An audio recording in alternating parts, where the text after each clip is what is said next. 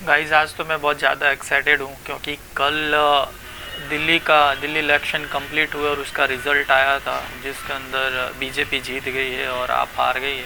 कांग्रेस का तो सुपड़ा साफ है, वो तो आपने देखा ही होगा।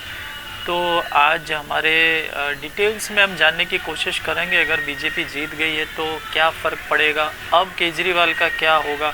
तो बहुत सारे ऐसे सवाल हैं, तो हम सीधा आपका टाइम वेस्ट नहीं करते हैं और सीधा हम चलते हैं गूगल की तरफ। गूगल जाने से पहले एक बार चैट जीपीटी के बारे में भी जानने की कोशिश करेंगे कि चैट जीपीटी क्या कहता है।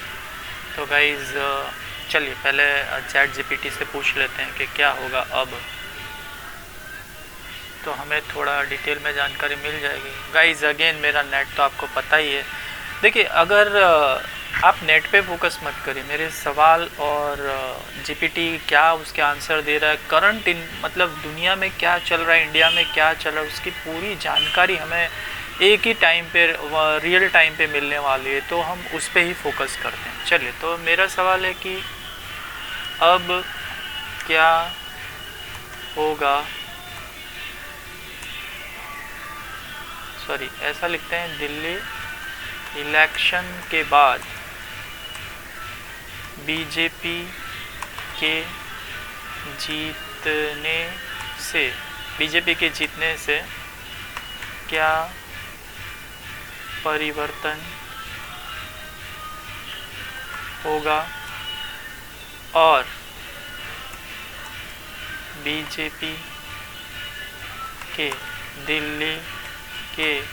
और बीजेपी के दिल्ली के वर्कर्स का क्या रिएक्शन है वो बताएं। चलिए देखते हैं क्या बोलता है ये। तो दिल्ली इलेक्शन के बाद बीजेपी के जीतने से क्या परिवर्तन होगा और बीजेपी के दिल्ली के वर्कर्स का क्या रिएक्शन है वो बताएं। तो ये बता रहा है, तो वो हम देख लेते हैं। तो ये कुछ ऐसा बताने की कोशिश कर रहे हैं कि बहुत सारी चीज़ें लिख के भेजिए भाई साहब। दिल्ली विधानसभा चुनाव 2025 में भारतीय जनता पार्टी ने 70 में से 48 सीटें जीतकर लगभग 3 दशक यानी 30 साल के बाद राजधानी में सत्ता हासिल की है। इस जीत के साथ भाजपा ने आम आदमी पार्टी को सत्ता से हटाया, जो 2015 से दिल्ली में शासन कर रही थी और इस बार केवल 22 सीटें ही जीत पाई। संभावित परिवर्तन क्या है? भाजपा ने चुनाव प्रचार के दौरान दिल्ली के विकास और निवासियों के जीवन स्तर में सुधार का वादा किया था।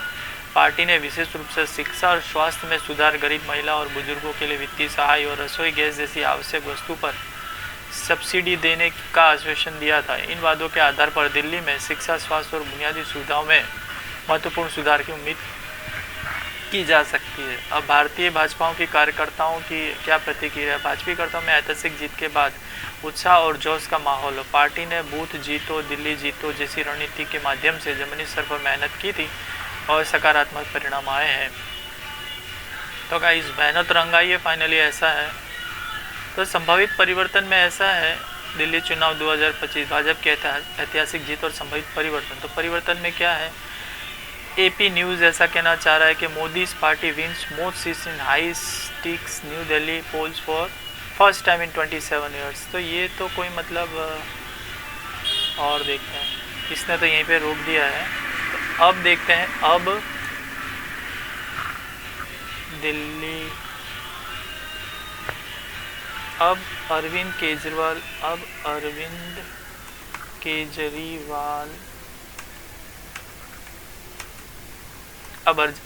केजरीवाल का क्या होगा और आप पार्टी का क्या होगा। चलिए, तो ये सवाल के बारे में देखते हैं, आप अरविंद केजरीवाल का क्या होगा। दिल्ली विधानसभा चुनाव 2025 में आम आदमी पार्टी की भारी पराजय का सामना करना पड़ा है, जिसमें पार्टी केवल 22 सीटें ही जीती है। ये तो आपको पता ही है।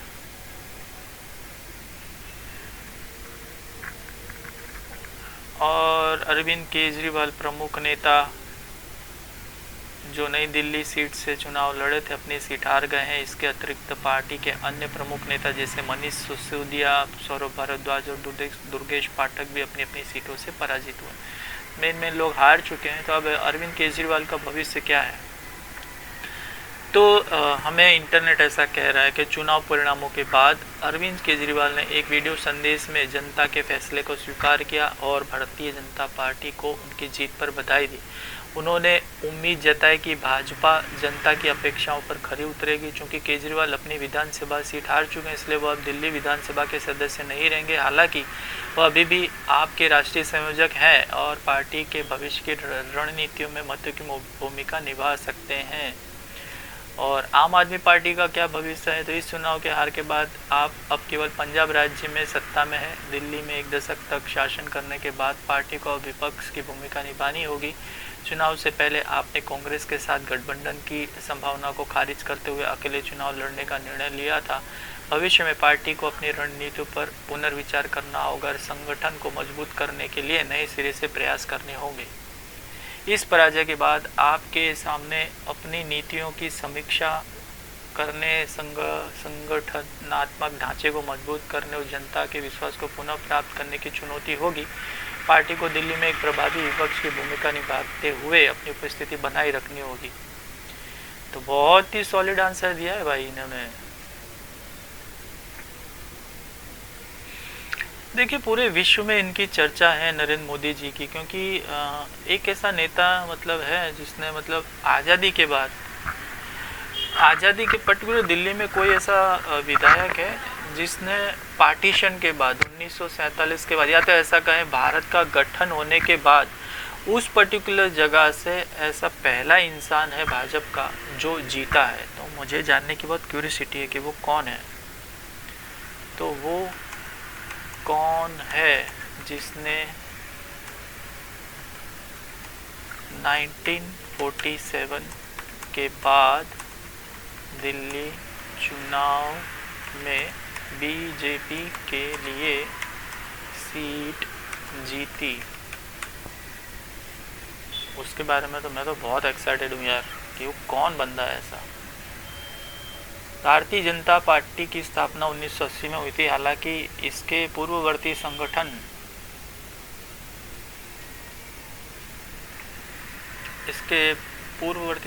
भारतीय जनसंघ 1951 में स्थापित हुआ था। सॉरी गाइस, 1952 के दिल्ली विधानसभा चुनाव में भारतीय जनसंघ ने 31 सीटों पर चुनाव लड़ा और 5 सीटें जीती। इन चुनाव में जनसंघ के विजयी उम्मीदवार शामिल थे गिरधारी लाल सलवान, भगवान दास, युद्धवीर सिंह, हरकिशन लाल, आनंद राज। 1993 में जब दिल्ली में 37 वर्षों के अंतराल के बाद विधानसभा चुनाव हुए, तब भाजपा ने 70 में से 49 सीटें जीतकर सरकार बनाई थी। मदन लाल खुराना दिल्ली के मुख्यमंत्री बने थे। इस प्रकार 1952 में भारतीय जनसंघ के उम्मीदवारों ने दिल्ली विधानसभा में सीटें जीती और 1993 में भाजपा ने पूर्ण बहुमत के साथ सरकार बनाई थी। बट अभी भी मेरे सवाल का जवाब तो नहीं मिला कि कोई ऐसा बंदा था जो ऐसा न्यूज़ में मैंने सुना था कि वो कि पर्टिकुलर फर्स्ट टाइम। तो चलो सवाल को चेंज करते हैं। Who is the first time ever winner for BJP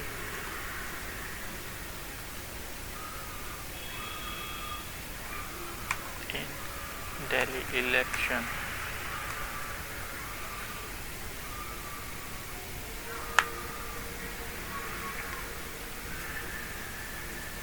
Bharatiya Janata party, ये तो वही चीज़ को रिपीट करने वाली मुझे तो ऐसे ही लग रही है, फिर भी देख लेते हैं।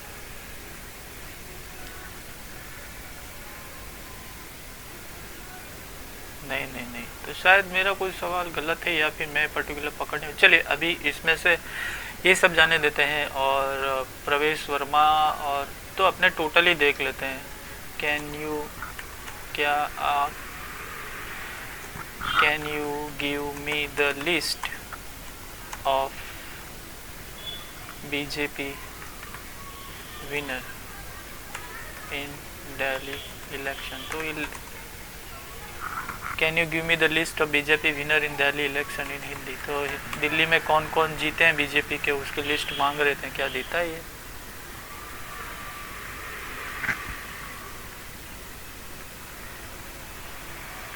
48 सीटें हैं, तो क्या देगा वो?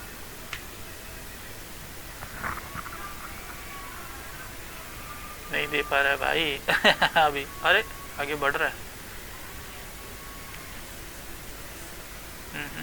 टाइम ले रहा है सोचने में। नीचे उन विजयी भाजपा उम्मीदवारों की लिस्ट है, अभी भी थिंकिंग कर रहा है। You can wait for it to become responsive और एग्जिट और पेज अनरिस्पॉन्सिव। चलो एग्जिट कर लेते हैं यार, चलो इट्स ओके। कुछ गड़बड़ है, इसकी वजह से वो बोल रहा है कि भाई कुछ गड़बड़ हो गई है भैया तुमसे कुछ सवाल के अंदर। कोई बात नहीं, होता है मेरा भाई, कोई बात नहीं। चैट जीपीटी पे जाते हैं और कुछ प्रमुख सवाल ले लेते हैं। तो अब वो केस का क्या होगा? अब शराब घोटाले केस में अरविंद केजरीवाल का या अन्य नेताओं का क्या होगा?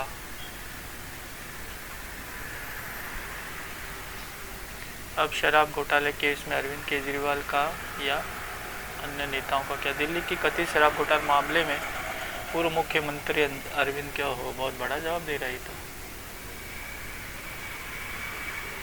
तो दिल्ली की कथित शराब घोटाले मामले में पूर्व हो गए भाई, पूर्व मुख्यमंत्री अरविंद केजरीवाल के खिलाफ कानूनी कार्रवाई जारी है। प्रवर्तन निर्देशालय ईडी ने उन्हें इस घोटाले का मुख्य साजिशकर्ता बताया है और आरोप लगाया है कि उन्हें शराब नीति के निर्माण में महत्वपूर्ण भूमिका निभाई, जिससे कुछ समूह को अनुचित लाभ पहुंचा। केजरीवाल ने ट्रायल कोर्ट द्वारा उनके खिलाफ आरोप पत्र पर संज्ञान लेने के आदेश को दिल्ली हाईकोर्ट में चुनौती दी थी, जिसमें उन्हें कार्रवाई पर रोक लगाने की मांग की थी। हालांकि हाईकोर्ट ने फिलहाल इस पर रोक लगाने से इनकार किया और ईडी से जवाब मांगा है। इसके अतिरिक्त केंद्रीय अन्वेषण ब्यूरो सीबीआई ने भी केजरीवाल को इस घोटाले का सूत्रधार बताते हुए उनकी जमानत याचिका का विरोध किया है, यह तर्क देते हुए कि उनकी रिहाई से गवाहों पर प्रभाव पड़ सकता है। वर्तमान में अदालत में कार्रवाई जारी है और केजरीवाल के साथ साथ अन्य सभी नेताओं के भविष्य का निर्णायक प्रक्रिया के परिणामों पर निर्भर करेगा। तो अगली सुनवाई कब होगी या कब तक में होगी? चलो अभी देखते हैं।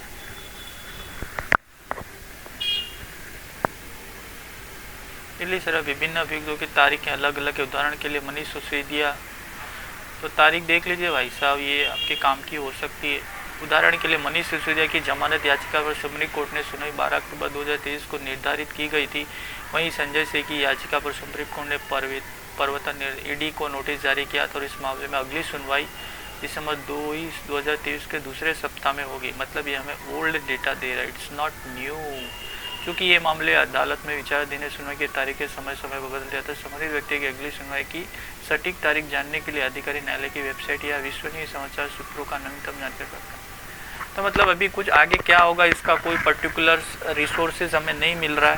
वैसे चैट जीपीटी सही कह रहा है, क्योंकि लास्ट में जो इसके पास डिटेल है इंटरनेट में वो है 23 दिसंबर 2023 और ये चल रहा है फरवरी 2025।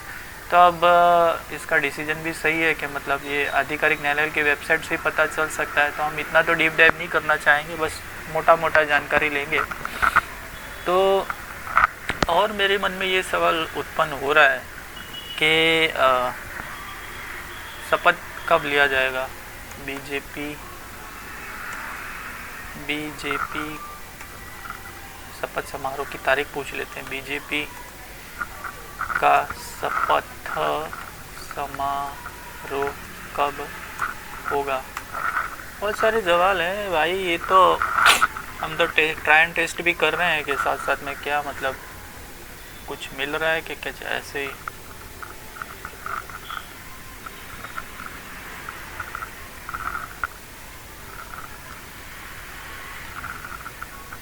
हरियाणा में बीजेपी का शपथ समारोह कब होगा? हरियाणा में भारतीय जनता पार्टी की नई सरकार का शपथ समारोह, ये पुराना डेटा इसने उठाया। यदि दिल्ली का पूछ रहा हूँ भाई, दिल्ली इलेक्शन में जीत के बाद बीजेपी का शपथ समारोह कब होगा? अभी देखते हैं क्या बोलता है। दिल्ली विधानसभा चुनाव 2025 जीत गया। सटीक तारीख अभी आधिकारिक घोषणा नहीं की गई है। चूँकि वर्तमान विधान समय का कार्यकाल 23 फरवरी 2025 को समाप्त हो रहा है, तो ऐसा अनुमान है कि 23 फरवरी से पहले आयोजित किया जाएगा। तो 23 फरवरी से पहले कुछ होगा भाई, जैसी जानकारी इनके द्वारा मिली। और कोई आपके सवाल हो तो आप मुझे कमेंट कर सकते हैं। कमेंट तो शायद ब्लॉक होगा, तो आप कैसे कमेंट करेंगे पता नहीं यार, बट आपको अच्छा लगे तो लाइक करिए, सब्सक्राइब करिए। और तो क्या बोल सकता हूँ, कमेंट का देख लूँगा यार, क्योंकि मेरा फोकस पर्टिकुलर नॉलेज पे, not about the source of knowledge like video audio कैसा है, इन सब चीज़ों पे फोकस नहीं कर रहा हूँ। क्योंकि अगर ज़रूरत होती है, जैसे आपको भूख लगी है और आप जंगल में हैं, तो आप ये नहीं सोचेंगे कि भाई मुझे इस जगह पे बैठ के इस चीज़ को नहीं खाना चाहिए। That time you will satisfied your requirement. तो I am just looking for a requirement of knowledge and the knowledge which is reliable and relatable to our life also, day to day life also. तो we are focusing on current affairs, हम लोग particular जो चल रहा है उस पर focus कर रहे हैं। तो अभी तो फ़िलहाल गाइज मुझे ये सारी चीज़ों का समझ में आ रहा है। बीजेपी का कुछ और कोई सवाल कुछ, अभी तो फ़िलहाल मोटा मोटी दिल्ली में यही सारी जानकारी है गाइज। तो मुझे ऐसा लग रहा है कि आपको ये जानकारी सही लगी होगी, और अच्छी लगी हो तो आप मुझे ज़रूर से लाइक सब्सक्राइब कमेंट करिए, ताकि हम इसी तरह से वीडियो बनाते रहें, आपके साथ जुड़े रहें। और तो क्या, ये एक माध्यम है कि आप मेरे साथ जुड़े रहें, मैं दुनिया के साथ जुड़ा रहूं। तो एक पर्टिकुलर फुल सर्कल बनाएं और आगे बढ़ें। All the best guys.